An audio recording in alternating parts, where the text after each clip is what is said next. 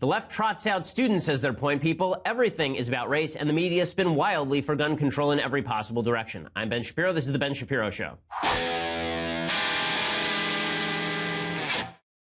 So this is our last day of the week until Friday, broadcasting from Los Angeles. We're headed off to Washington, D.C. for CPAC. I will have some notes on CPAC because a little bit of controversy has broken out about one of the invited speakers.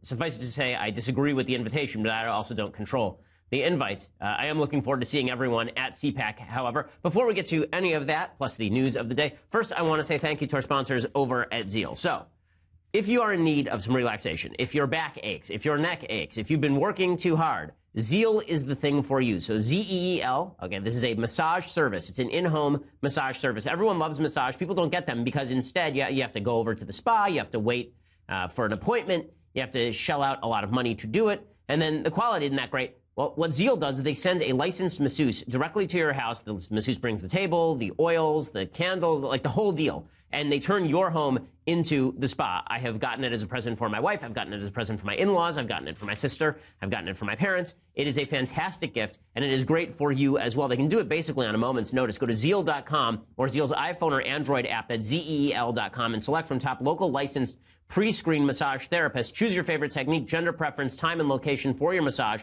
7 days a week, 365 days a year. A Zeal massage therapist can be at your door in as little as an hour. Privacy, convenience, quality, and comfort. That's what you get with your massage on demand with Zeal. Again, they have 9,000 licensed massage therapists with a massage table.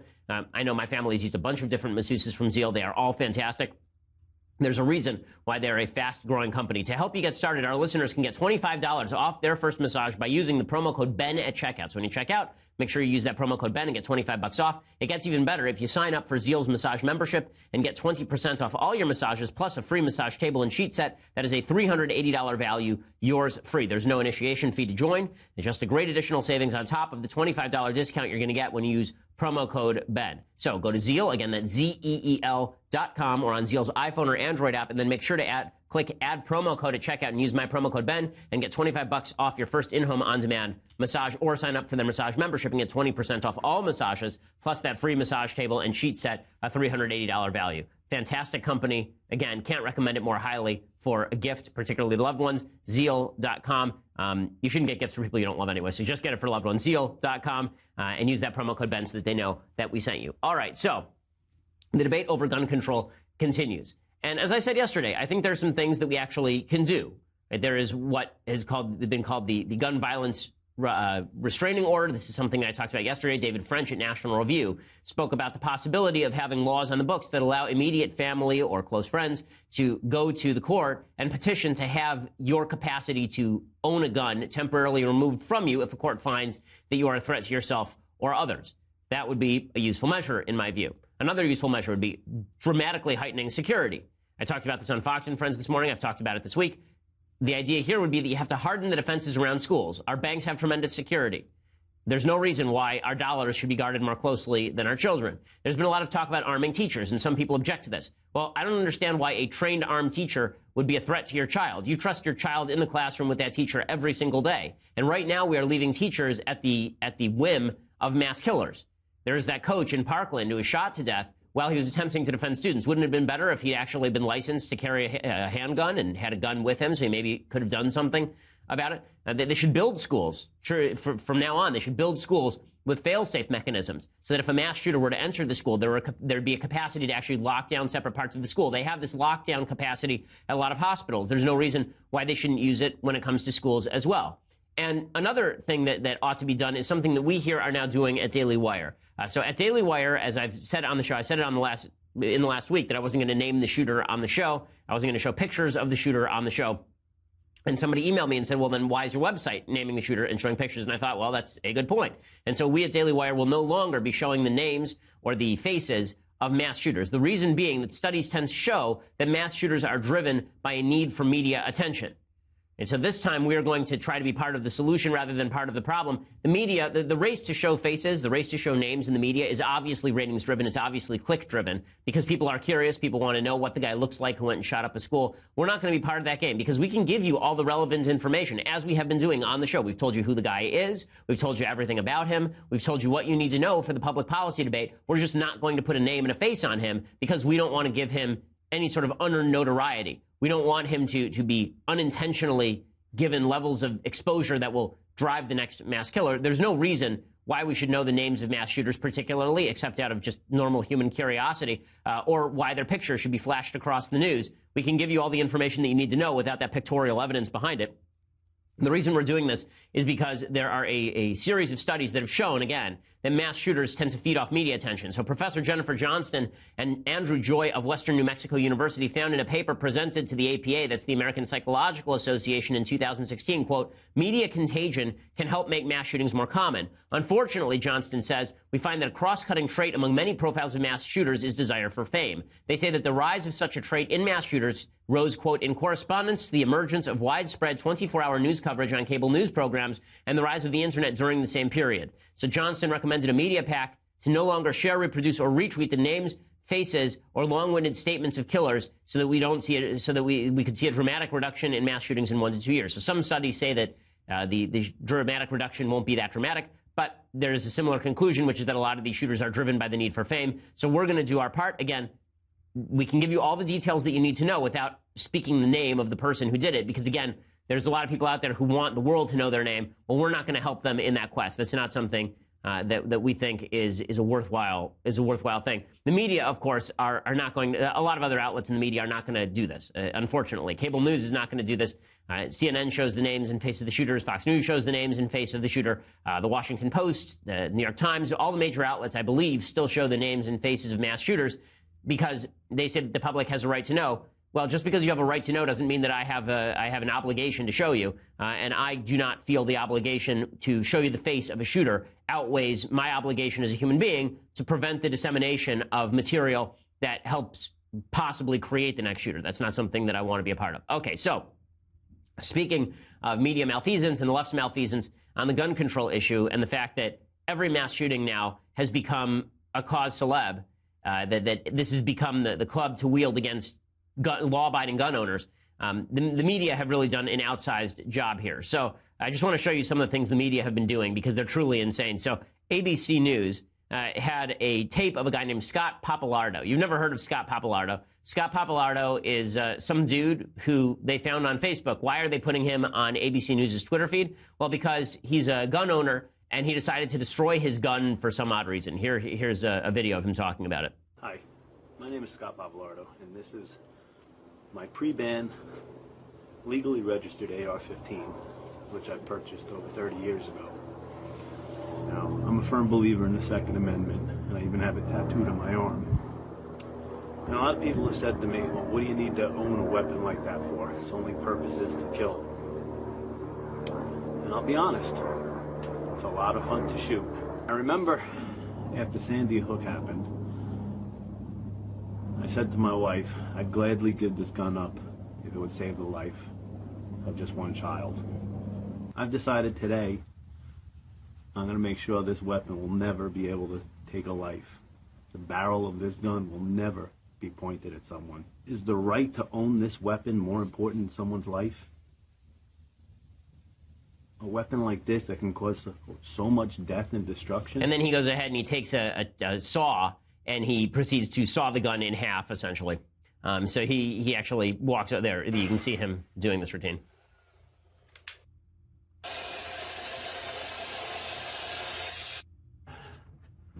Now, people have always said there's so many of them out there.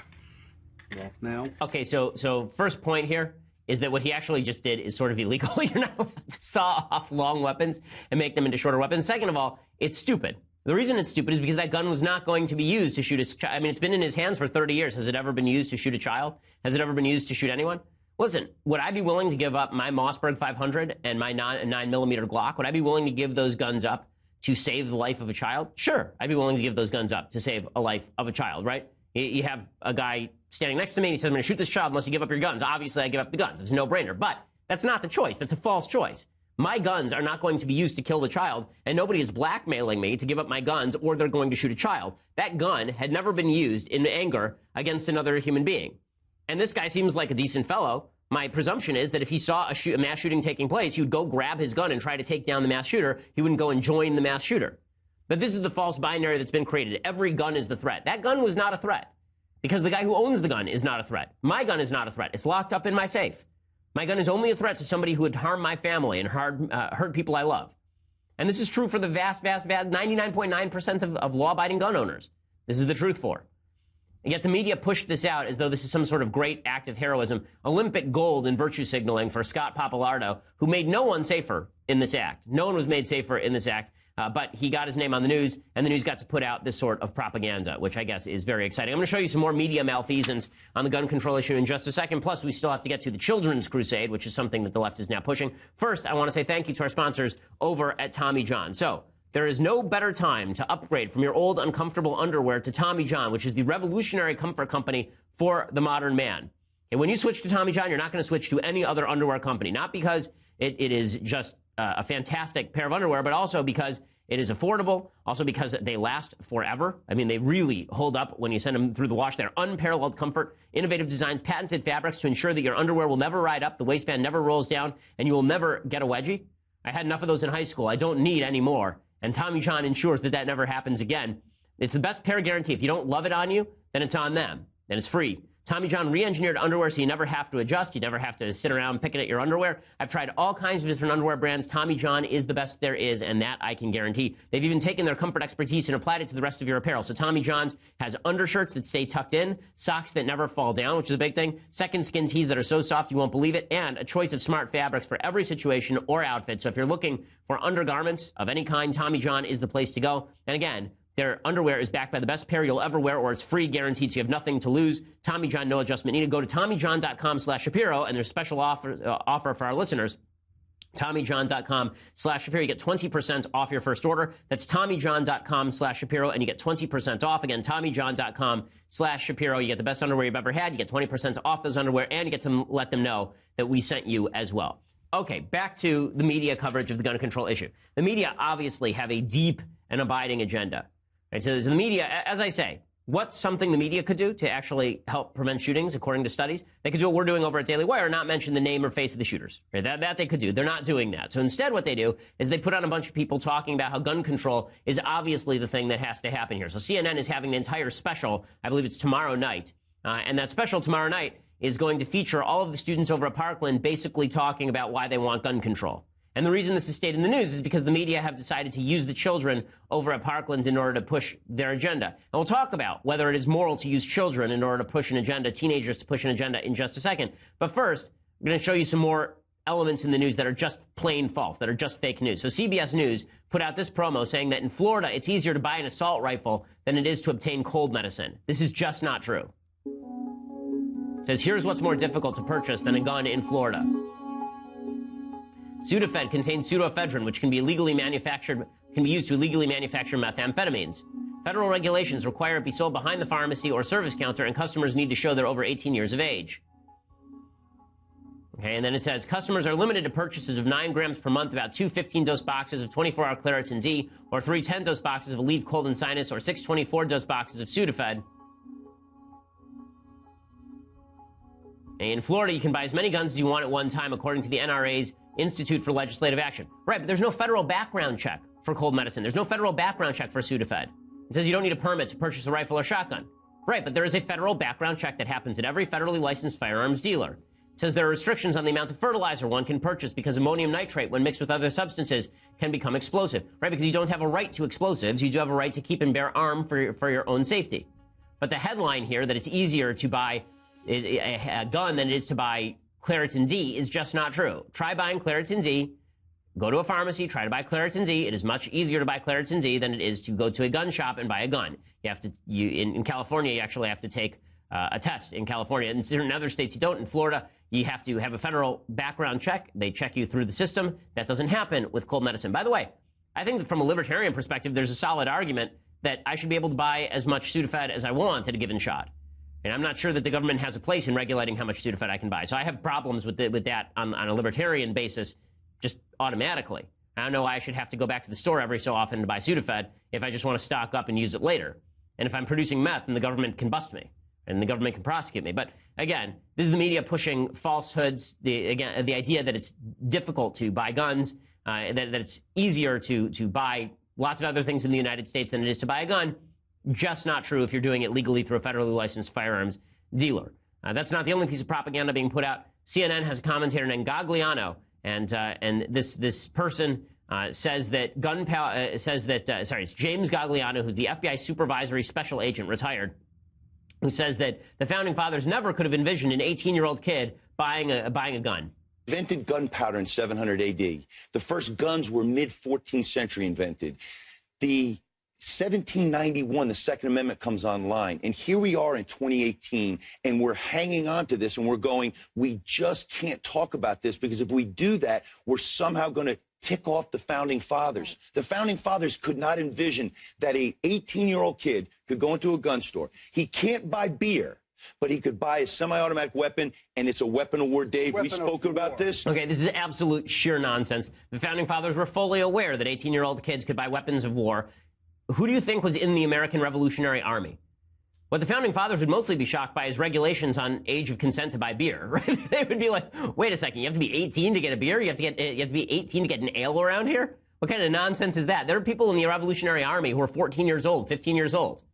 If you actually go and watch Mel Gibson's movie The Patriot, there are a lot of kids in there. The reason that they're in there is because that was true. There were a lot of kids who were in the American Revolutionary Army. And by the way, virtually everybody in the United States at the time of the founding owned a weapon and brought it home, and then they would drill on the green together as part of a well-regulated militia, but it was personal gun ownership. Everyone owned a gun back in the day, including people who were young. 18-year-old kids, by the way, were not kids in 1791. In 1791, 18-year-old people were expected to be looking to get married and have a family already. We're only considering 18-year-old kids because this is our modern society where 18-year-olds are considered kids, except if they had something to say about gun control, in which case we consider them adults, as we'll get to in just a second.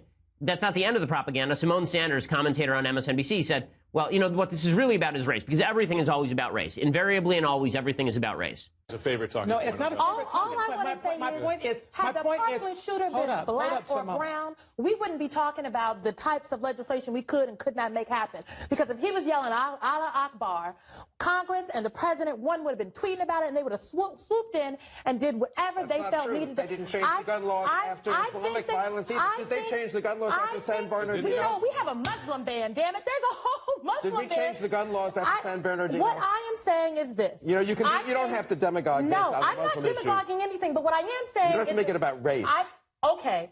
Okay, Bill Kristol here actually doing yeoman's work. This is on CNN on MSNBC. Of course, he's exactly right. That's him saying, we didn't change any of the gun laws after San Bernardino. We didn't change any of the gun laws after the Orlando massacre. And it's worth noting that when everybody says, well, there was a Muslim ban after that, you're messing up the timeline, okay? San Bernardino happened, the San Bernardino shooting was, I believe, in 2015. That was 2 years before any Muslim ban was actually attempted. And it wasn't a Muslim ban anyway. It was a travel ban from particular countries. The vast majority of Muslims all over the world can still get into the United States. The same thing is true of the Orlando shooting. Not one gun law was changed as a result of those shootings, but they're attempting to demagogue the issues because, again, these issues must be demagogued according to the left. The reason that the issues are demagogued is because the left wants to push this notion that anyone who disagrees with them is a bad person. David Brooks has a good column on this over at the New York Times. It's rare that I recommend a David Brooks column because he's the one of the in-house conservatives over at the New York Times, which means he's not particularly conservative. He's a fan of gun control. But what he said today is basically correct, but the left is fighting angry over it. They are spitting mad over this. What David Brooks said today is he said, many of us have walked this emotional path. We may end up doing more harm than good. If there's one thing we've learned, it is that guns have become a cultural flashpoint in a nation that is unequal and divided. The people who defend gun rights believe that snobbish elites look down on their morals and want to destroy their culture. If we end up telling such people that they and their guns are despicable, they will just despise us back and dig in their heels. So if you want to stop school shootings, it's not enough just to vent and march. It's necessary to let people from Red America lead the way and to show respect to gun owners at all points. There has to be trust and respect first. Then we can strike a compromise on guns as guns and not some sacred cross in the culture war. This, of course, is 100% true. One of the reasons that no agreement has been reached here is that gun owners will say, why don't we talk about these issues that have nothing to do with guns? And the left will say, I don't want to talk about any of those issues. You're just doing that because you want to distract from guns. And the right will say, gun owners will say to the left, well, the only reason you want to talk about guns is because you hate guns. It's not because you actually think this is going to prevent school shootings. And you've provided no evidence that this will prevent school shootings other than a mass gun confiscation, like a regime in Australia or Britain, where the sample size is too small to really identify it anyway. The number of school shootings in Australia prior to the gun ban, the gun confiscation, the gun buyback program was so low that when it went to zero, that is within margin of error. But the left has a real stake in avoiding the consequences of having real discussions about real issues. And the right knows that. People on the right, gun owners, feel insulted by this, as well they should. When ABC shows that video of that guy cutting his gun in half and then suggests to me, a law-abiding gun owner, that if I were a good person, I would saw my gun in half, my answer is no. If I were a good person, I would maintain my gun, keep it in good working condition, and shoot bad guys when they attempt to shoot innocent people. It's always the cops who take down these folks, by the way. It's always people with guns who take down mass shooters. It is always the threat of another gun that stops a mass shooter in the end. That's why it's so foolish to cast doubt on all law-abiding gun owners. Now, you want to talk about measures that you can take because you think that they are reasonable with regard to buying guns and owning guns. You're going to have to show, number one, how that connects to the issue at hand, school shootings. And number two, you're going to have to explain why it is that gun violence in the United States has been dramatically declining for the last 2 decades, despite skyrocketing numbers of guns in circulation in the United States. The rate of gun ownership has gone down overall, I believe, among households, but the number of guns in the United States on an absolute level has gone up pretty tremendously over the last 20 years. Meanwhile, the rate of gun violence has gone down. So if the absolute number of guns were supposed to be a good measure of how much gun violence was taking place, it simply is not. It just isn't. But in their drive, their desire to ignore the evidence in front of them, the left seeks to avoid the consequences of these discussions. And instead, they cast aspersions at people on the right. When people on the right say, guys, we're all on the same side here, people on the left say, no, we're not, because the NRA kills people. There's literally a tweet yesterday asking how many people the NRA had killed today, how many children the NRA had killed today. The answer is 0. There's not one documented case of a mass shooter being a member of the NRA. But it doesn't matter. You know, who cares? New York Daily News ran that headline, hey, NRA, how many kids did you kill today? Again, the answer is 0. But we're never going to hear conversations, by the way, about organizations that actually do kill children, like Planned Parenthood. How many kids did they kill today? Well, on average, they kill about 1,000 children a day, 1,000 unborn children a day. So that seems like a good place to start if you're going to talk about dead kids because of organizations, not the NRA. Okay, we're going to get to the student crusade, the children's crusade in just a second, and whether we should listen to the children, whether the children should lead us, because this is the new pitch from the left. First, I want to say thank you to our sponsors over at Texture. So the reporting in this day and age from full-scale magazines has become really, really good. The New Yorker, of course, broke the Weinstein scandal. Vanity Fair does a lot of really excellent reporting. The Atlantic has a lot of good foreign policy reporting these days. Well, it's very expensive to subscribe to each of these magazines in turn. Instead, what you should do is get the Texture app. It delivers unlimited access to over 200 premium magazines. And right now, you can try Texture for free. The Texture app is here to help you. And we're talking about the most popular magazines. We are talking about the most read magazines and the most informational magazines as well. We're talking about Time, Vanity Fair, New York Magazine. We're talking about ESPN, the magazine, if you're a sports fan. We're talking about Sports Illustrated. We're talking about National Geographic. Basically, if you have a magazine that you enjoy reading, there's a good shot that it's going to be a member of Texture. There's a really good shot that you're going to be able to access it through Texture.com. So go start your Texture free trial right now, Texture.com/Ben. And if you choose to continue, podcast listeners get Texture for just $9.99 a month. That's 30% off their listed price. Again, that's Texture.com. And when you use the /Ben, you get the entire app for $9.99 a month, which is 30% off their listed price, and you get to try it for free. You get a free trial. So go again, Texture.com/Ben, and start your free trial today. Never get bored waiting around at the airport, at the bus stop. Never get bored sitting around waiting for your wife to arrive home for dinner. Yeah, she's been working late lately. That's what Texture.com/Ben is for. So go over there, grab the app, and make your life more. If you're an information junkie the way I am, you can't afford to live without it. Texture.com/Ben. Again, free trial. Plus, you get Texture for $9.99 a month.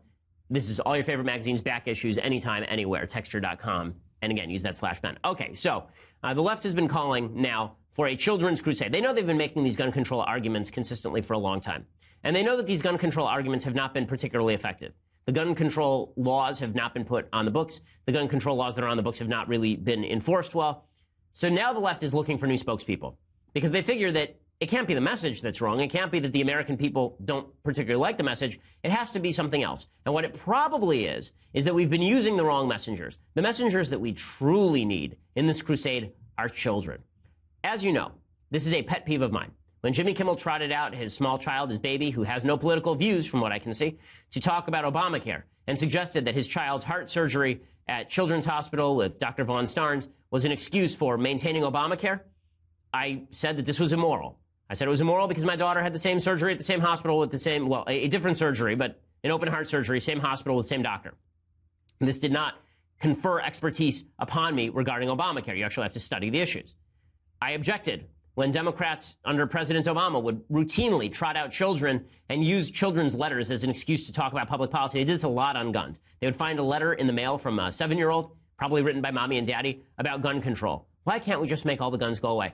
And it's really interesting. The other day, my parents brought over a box of old papers. It's stuff I'd had from when I was a little kid. And I went to a public school, and I found a paper in there that I'd written when I was maybe 6 or 7 years old. And the entire thing was about environmentalism and how human beings are ruining the environment. And the reason that I was writing that paper when I was 6 or 7 years old is because this is basically what they teach in public school. They teach you that you're supposed to care about the environment, which is fine. But then they teach you that man is ruining the environment. Man responsible for the death of all the geese. This is the routine that they teach in public school. It's not necessarily true. In fact, the facts don't tend to back up the idea that human beings are solely responsible for degradation in every aspect of the environment. In many ways, environment has gotten better in the last few decades. But this is what I was writing when I was 7. Should I have been deciding gun policy? Probably not, because what I'd probably be parroting is what I'd heard from my teachers and from my parents. Because this is what children do. Adults teach children, and then children parrot what the adults have to say because they think adults are smart. It's only later when children become adults that they realize that adults are just as stupid as kids most of the time. One of the great disappointments of being an adult is realizing that all the people who have houses and cars are just the same stupid kids, but a little bit more mentally developed. That said, adults are adults and children are children, but because there are a bunch of high school kids who are now speaking out about gun control and the media wants to confer upon them virtue, the media wants to confer upon them the capacity for leadership, it's quite shocking and quite fascinating and quite stupid. So here, as I showed you before, is these kids chanting, "Hey, hey, NRA, how many kids did you kill today?" From the New York Daily News. I don't know if we actually, so they did that, and then there was a picture of all these kids lying in front of the White House because, you know, that means something. If children lie in front of the White House, that makes a difference. If it's 17-year-olds lying in front of the White House, that makes a difference. There was a kid named David Hogg who is apparently, according to his Twitter feed, he was pro-gun control long before this happened, which doesn't change anything. It just suggests that he had a political agenda and still has a political agenda. It wasn't like he was pro-gun and then flipped because of what he saw in front of him. New evidence changing his position. This is always his position. But David Hogg, he came out and was ripping anybody who has taken money from the NRA, and of course being treated with full seriousness by the anchors on this show, even though there's no credibility to the actual words that this human being is speaking. Emma Gonzalez, another shooting survivor, doing the same thing. We would hope that you have the decent morality to support us at this point. And not take money from people that want to keep lessening gun legislation and making it even easier for these horrifying people to get guns. Because if you can't get elected without taking money from child murderers, why are you running? And there's Allison Camerata kind of shaking her head softly, and giving full credibility to idiotic comments like this. I'm sorry, whether it's said by a 17-year-old or whether it's said by a 35-year-old, stupid comments are stupid comments. This is a stupid comment. If you can't take, who are the child murderers that he's talking about? Is it ISIS? Who are the child murderers? Is it Planned Parenthood? No, it's the NRA. And the NRA gives money to politicians because they think that the politicians are going to support gun rights. One of the memes that was going around yesterday that is an absolute falsehood, it's an absolute lie. There was a meme going around yesterday suggesting that the NRA had paid for the gun training of this kid. No, of the shooter. No, what actually happened is that the NRA gave money to the Junior ROTC, right, which is a training program for future military members. JROTC is a fantastic program. ROTC is a great program. Okay, this kid, this shooter, this terrible human being, went to some of these shooting programs with JROTC. And the media ran with this as NRA had a training program for the kid. That's not remotely true. That's not true. But that's what the media was pushing because, again, the message matters more than the actual truth of the message. And just because these kids experience pain and suffering, our hearts go out to them for experiencing pain and suffering, but it doesn't mean that what they're saying makes any sense. Lots of people experience pain and suffering. And Jim Garrity was making this point yesterday with regard to the Jersey girls. These are the women whose husbands were lost in 9/11. They were very radically left, and they were conferred what some people on the left, I think it was Maureen Dowd, suggested was absolute moral authority. It gave them absolute moral authority. Now, there's no such thing as absolute moral authority for any statement. Either a statement is true or a statement is false. Moral authority means nothing. You don't have moral authority to say something simply because you suffered. The question is whether what you are saying is effective and truthful and whether it forwards a proper agenda for the American people, not whether you have personally suffered in doing this. There are lots of people who have personally suffered and then do terrible things. It doesn't mean that they're allowed to do terrible things or say terrible things. Personal suffering does not make something more legitimate. It's a real pet peeve of mine. But what Garrity was pointing out is that the Jersey Girls were treated with this tremendous respect by the media. They would go on national television shows and say things like it was an inside job, like 9/11 was an inside job. There were certain members of the Jersey Girls who said that, and members of the media would give exactly the reaction you're seeing from Alison Camerata there, the kind of shake head, serious tone, like pretending that this is okay, what you're saying, just because you went through something terrible. Well, you going through something terrible doesn't make what you say any more or less true. It's either true or it's not. But again, the left has an agenda here, and the agenda here is to put up the most sympathetic faces possible in order to push an agenda that the left already wants. As I said yesterday, CNN's town hall they're holding tomorrow night with regard to gun control, I don't remember them doing the same thing after the Boston Marathon bombing. I don't remember them doing the same thing after San Bernardino, at least not for people who are stumping for a travel ban. They would never do the same thing with regard to people who are looking for better screening of illegal immigrants. I don't remember them doing a panel with Kate Steinle's family talking about why we need Kate's Law. Instead, they push stories about sanctuary cities every day.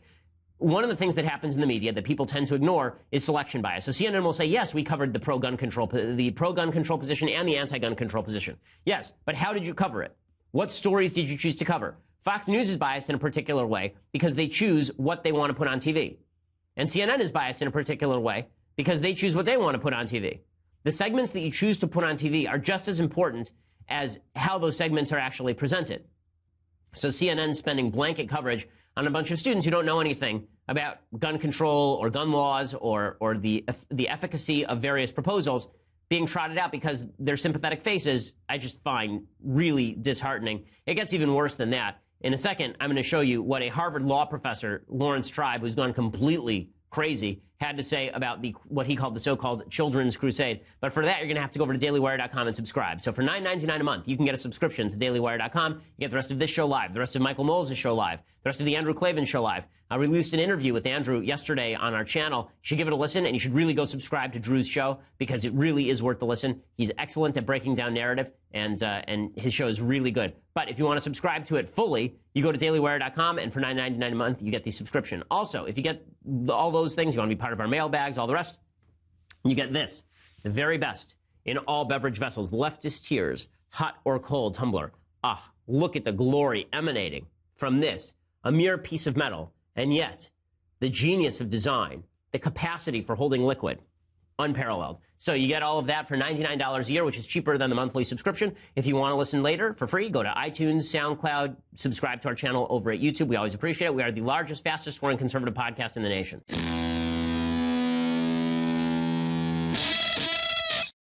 So Harvard professor Lawrence Tribe is pushing what he calls now a children's crusade. And what this crusade is letting the children speak for us. Now, it's always interesting to watch as folks on the left trot out children in support of certain propositions, but not others. So if we had, for example, a bunch of 15-year-old girls who said, listen, I think that we should cut back on pornography. Pornography is really bad. It's turning boys into pervs. It makes boys more likely to treat us badly. What we need is a crusade against pornography across the country. And then all of a sudden it would be, these kids don't know what they're talking about. These public policy experts, really? Like 15-year-old girls? Come on. When you talk about children, whenever people in the pro-life movement show pictures of aborted babies or show pictures of non-aborted babies and they say, this is what you are killing, then it turns into, how dare you use children as a crutch for your argument? Even though it's children's lives that are really at stake. They're calling this gun control march. They're playing a gun control march for March 24th, and they're calling it the March for Our Lives. If they're real, the thing about the unborn is they can't have a march for their lives because by definition they are unborn. But the March for Our Life is really stupid. At least in the way that it's termed. You can march for whatever you want. It's a free country. But the terminology, March for Our Lives, is silly because nobody is suggesting that they want you to die. The March for Civil Rights mattered because there were a lot of people who wanted to actively deprive you of civil rights. I don't know a single person in the United States, outside of some evil mass shooters, who actually wants to deprive any of these kids of their lives, their liberty, or their pursuit of happiness. I don't know anyone in the United States who actually wants to do that. We're all talking about different ways to assure that these kids can be protected, even if the left refuses to acknowledge that fact. Lawrence Tribe, because he's so eager to push the idea that kids can lead us, a child shall lead us, He suggested, quote, teens between 14 and 18 have far better BS detectors on average than adults 18 and older. This is certainly not true. This is certainly not true. If that were true, it would not be easy to get kids who are 14 to smoke pot. Kids who are 14 are dumb. Okay, I speak to lots of kids who are 14. At some point, my daughter will be, I remember being 14. Kids between 14 and 18, when I say they're dumb, I don't mean they don't have the capacity to be smart. I mean, they literally have underdeveloped brains. Okay, brain science suggests that your brain does not stop developing until you are 25. Your prefrontal cortex, which is the part of your brain that is responsible for higher function. It's the part of your brain that is basically the brakes on your amygdala. Your amygdala is your emotional response center. That is really overdeveloped when you're a teenager. And then your prefrontal cortex, because it's underdeveloped, doesn't stop you from doing stuff. So you say, hey, car surfing. Your amygdala goes, car surfing. That sounds awesome. That'll be fun. And adrenaline. Yeah. And then your prefrontal cortex, when you're an adult, goes, right, but you'll die. And that's stupid. When you're a teenager, the prefrontal cortex goes, well, maybe. And then you do something dumb. There's a reason that 16-year-old drivers are the worst drivers on the road. There's a reason that teenagers make the worst sexual decisions imaginable. There's a reason that teenagers make dumb life decisions about drugs. Teenagers are not known as a typical matter, especially in our infantilizing era where we don't actually confer responsibility on children. In that infantilizing era, kids are not capable of making good public policy decisions as a general rule. This is not necessarily true for every individual, but it is certainly true as a broad generality, which is why the age of consent in most states is 16 years old or higher. It is why the age for voting is 18 years old. There's a good case to be made. It should be raised back to 21 based on modern brain science. But anyway, Lawrence Tribe says, wouldn't it be great if the voting age were lowered to 16? Just a pipe dream, I know, but Children's Crusade? Couple notes about the Children's Crusade. If he's talking about the original Children's Crusade, which took place in the 13th century, that was a giant fail. The idea there was that a bunch of children were going to go to the Middle East and they were going to convince all of the Muslims in the Middle East to become Christian or at least give up control over Jerusalem. It ended variably, by various accounts, with the enslavement of thousands of children or with them becoming homeless on the streets of Rome. So that was a giant fail. If you're talking about Martin Luther King's Children's Crusade, in which a bunch of children marched for civil rights, the idea there was to demonstrate just how evil the anti-civil rights forces were by showing Bull Connor sicking dogs on 8-year-old children. And so that there's, I mean, honestly, there's some questions about whether it's moral to do that, really. But not the sicking of the dogs. That is immoral. There are questions about whether it is moral to put children in the line of fire to push even a useful political agenda. But at least there was a use here. If there were a Children's Crusade now for gun control, which apparently there's going to be, no one is going to stop them. No one is stopping these kids from lying down and getting on TV and making whatever point they want to make. But the left has a very bifurcated view of when children are responsible for their actions. So when children parrot the left agenda, then all of a sudden they're responsible for their actions. When they don't parrot the left agenda, then they are not responsible for their actions. That's the way that this works. So the left is constantly pushing more sexual autonomy for youngsters. They say that laws restricting minors' access to abortion and contraceptives are unconstitutional, that children have a capacity to declare themselves men or women, even if they are members of the opposite sex, and that they should go through gender transitioning, regardless of what their parents have to say. This week, a judge in Ohio ruled that the custody of the 17-year-old girl who is suffering from gender dysphoria should be handed over to her grandparents rather than her parents because she wanted to become a boy and her parents said no. Well, that logic is likely to be utilized more rather than less in the future. But the same people who say that children are fully capable of making grown people decisions, they will say that the legal age for gun purchases should be raised to 21. So you want to lower the voting age to 16, but you want to increase the gun purchase age to 21. Weird how that works. If kids are so good at stuff, if kids are so capable of making fully grown people decisions, then why would you not lower the age of consent for buying a gun to 16? After all, these kids have far better BS detectors on average than adults. They're more responsible than adults, apparently. They're really good at things. So why shouldn't we have a Children's Crusade? Let's arm up all the kids. I mean, if the kids are the ones who are the best among us, but of course the left doesn't want to do that. So they want to say that 16-year-olds should vote. Why? Because when you're 16, you're on the left. And then they want to say that 16-year-olds should not be able to drink or have a gun. So responsibility without any accountability is, I guess, the order of the day. These are the same folks who suggest, by the way, that children are disadvantaged if they are not on their parents' health insurance until they're 26 years old. They actually say that the criminal justice system should try you as a juvie until you're 25 because it's not until your mid-20s that your brain finally reaches complete maturity. So which is it? Are kids fully autonomous agents or are kids actually innocents to be protected? Now, my perspective on this is pretty clear. I think that children are innocents to be protected. I don't think that children and teenagers are fully rational actors. And I think that it is adults it is the job of adults to stand up and teach children. It's adults' jobs to lead. Now, What the left would say is adults aren't leading. They aren't leading. That's why we need children to lead. No, what the left means is adults aren't doing what you want them to do, and therefore you want to get a bunch of sympathetic, cute faces to do it. Listen, my kids are really, really cute. As I've said before, they've been judged by an objective scale as the cutest children on planet Earth. But they don't get to make policy in my house. I make policy in my house because my kids are not good policymakers. If my kids were good policymakers, then I'd listen to my son every time he waddles out of his bedroom at 8 o'clock at night, waddles over to the refrigerator, opens it up, and then says, ice cream, ice cream. Okay, he doesn't get the ice cream. I'm the parent. It's bad parenting, and it's bad adult responsibility to say that children should lead the way on this stuff. Again, if these kids are capable of making a good argument, make the good argument, then I'll respect the argument. But I'm not going to respect your authority to make the argument just because. This is why it's so weird. Like Nate Silver, who is somebody who believes in expertise. He spends his life talking about why expertise matters. He's somebody who spends his life analyzing numbers. He was very angry because there was an argument that was made over at the Federalist about shooting survivors don't have additional legitimacy when it comes to public policy arguments. And here's what Nate Silver tweeted. He tweeted, quote, Parkland students aren't credentialed to talk about the gun debate is one of the worst takes of all time, especially when it comes from people who don't have very much relevant life experience themselves. What relevant life experience is it to actually see a shooting? Does that make your life experience, does that make it more relevant when you make a statistical argument? Nate Silver is Captain Statistics. And yet that all seems to go out the window when there's a personal experience that is had. Personal experience is not an argument. It's an emotional appeal. If we all understand that, then we can withhold the emotional appeals. I mean, we can stand up to them or we can take them as they are. But to use that as a substitute for actual logic is really, really dumb. Now, speaking of really, really dumb, there are a series of articles over the last couple of days about homelessness in California. This is something I know a little bit about because there's a serious homeless problem in my community. There's a serious homeless problem in Los Angeles. Last check, I think there are 53,000 homeless people on the streets of Los Angeles. So basically Dodger Stadium filled with homeless people in the city of Los Angeles. In San Francisco, it's just horrifying. Apparently, in San Francisco, the NBC Bay Area Investigative Unit surveyed 153 blocks of downtown San Francisco in search of trash, needles, and feces. The investigation revealed trash littered across every single block. The survey also found 41 blocks dotted with needles and 96 blocks sullied with piles of feces.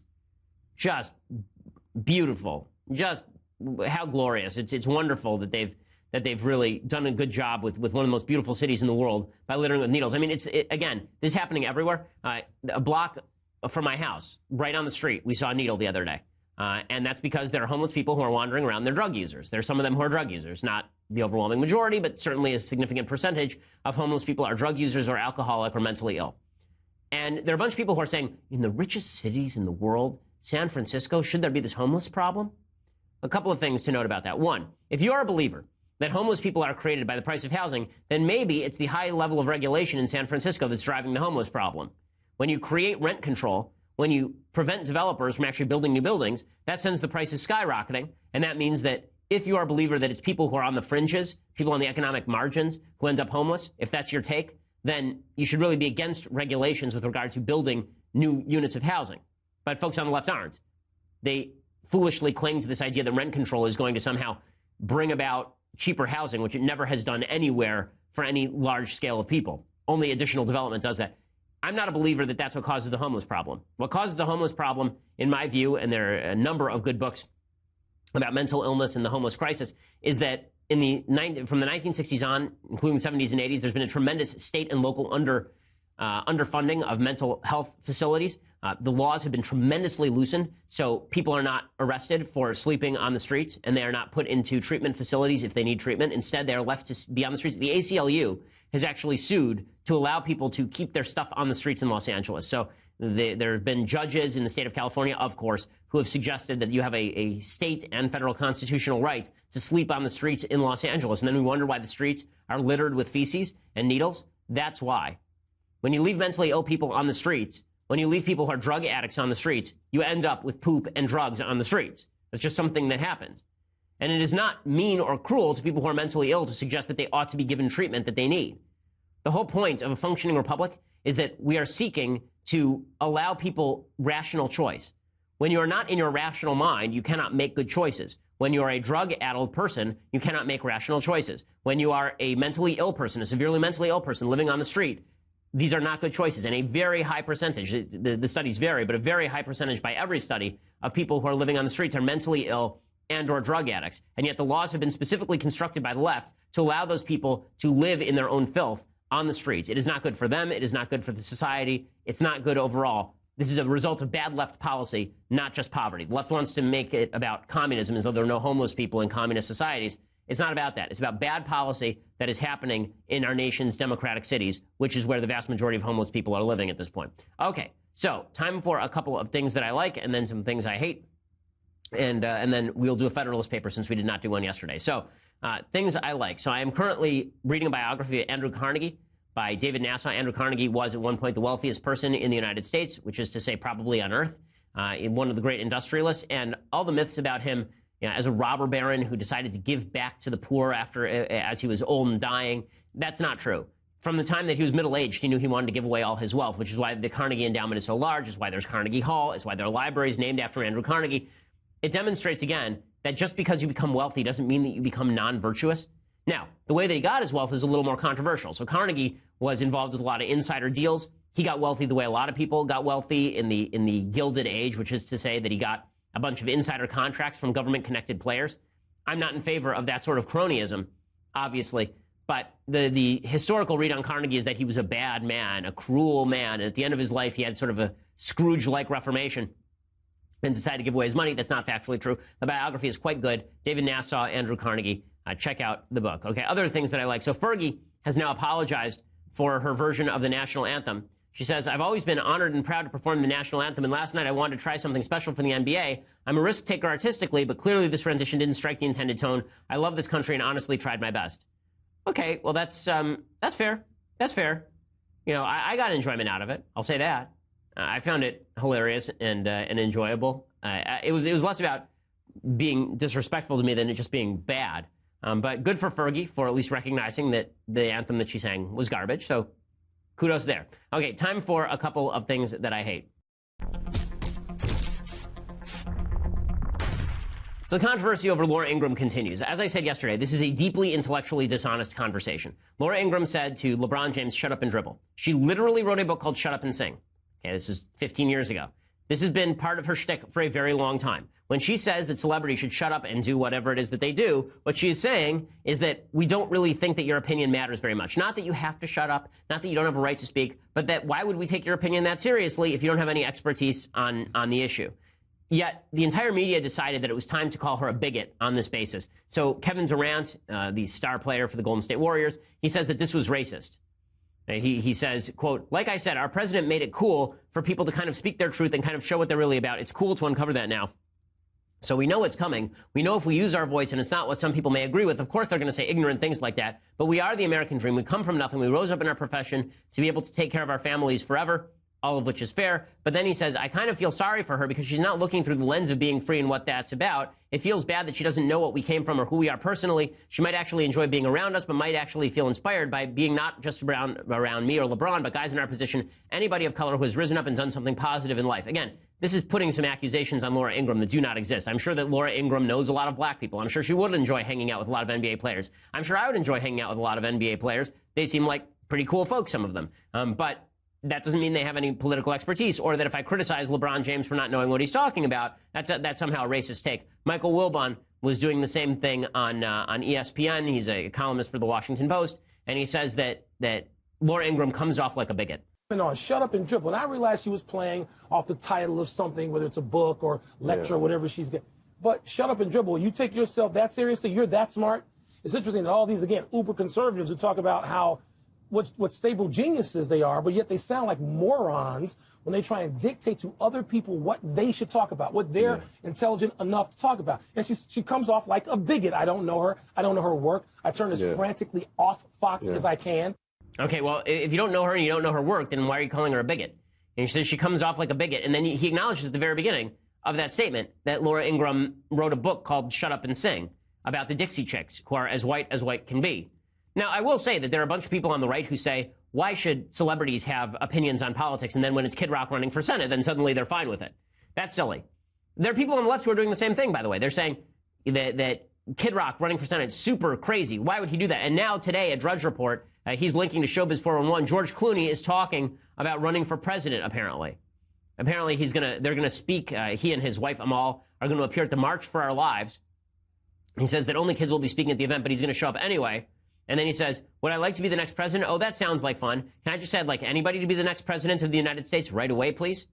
And Clooney took in an Iraqi refugee last September in Kentucky. The refugee is now a student at the University of Chicago. And so there's a good case to be made that they're going to try and push George Clooney or some other celebrity into the presidency. Listen, I'm not happy with the merge of celebrity and politics. I think it's backwards. I think that celebrity, when people take people's fame as a measure of their aptitude, that's foolish. One of the great lines in Fiddler on the Roof, the musical Fiddler on the Roof, is Tevye. He's talking about in If I Were a Rich Man. He's talking about if you were rich. And then people would come to him and they'd ask him questions that would cross a rabbi's eyes. And he says, and it would not matter if I answer right or wrong. When you're rich, they think you really know. Okay, the same thing is true about fame in the United States. When you're famous, people think you actually know what you're talking about.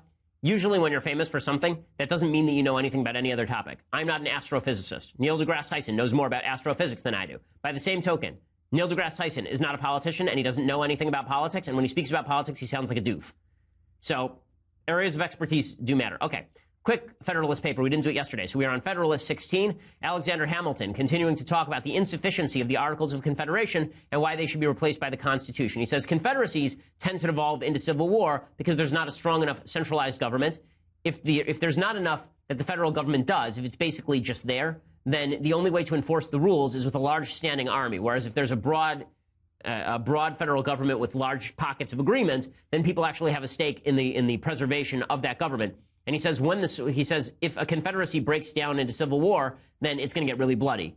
Now remember, all of this is 80 years before the Civil War, or 70 years before the Civil War, and it all comes true. He says, once the sword is drawn, the passions of men observe no bounds of moderation. The suggestions of wounded pride, the instigations of irritated resentment would be apt to carry the states against which the arms of the Union were exerted to any extremes necessary to avenge the affront or avoid the disgrace of submission. He said the first war of this kind would probably terminate in a dissolution of the Union. Of course, it very nearly did. He also said states cannot be trusted to do the work of the federal government. So if you were to have a confederacy where you'd say the federal government will pass a law, and then we won't have any federal bodies, any federal bureaucracy, any federal forces in the states to enforce those, then the states will just ignore them. The states will just not enforce those laws, and then it'll be very hard to enforce them because what are you going to do, invade a state to force it to abide by federal law? Better that you should have an independent federal government that can enforce its own sphere of law, and then if a state impedes that, then you actually have a conflict as opposed to a state just refusing to enforce federal law. That's a distinction that still has some relevance for today's constitutional law, particularly when it comes to the federal government roping states into doing their work for them. Alrighty, we will be back here tomorrow from Washington, D.C., where we are headed for CPAC. I ran out of time to talk about CPAC. I'll hopefully talk about it a little bit tomorrow. I'm Ben Shapiro. This is The Ben Shapiro Show. The Ben Shapiro Show is produced by Mathis Glover, executive producer Jeremy Boring, senior producer Jonathan Hay. Our technical producer is Austin Stevens, edited by Alex Zingaro. Audio is mixed by Mike Coromina. Hair and makeup is by Jesua Alvera.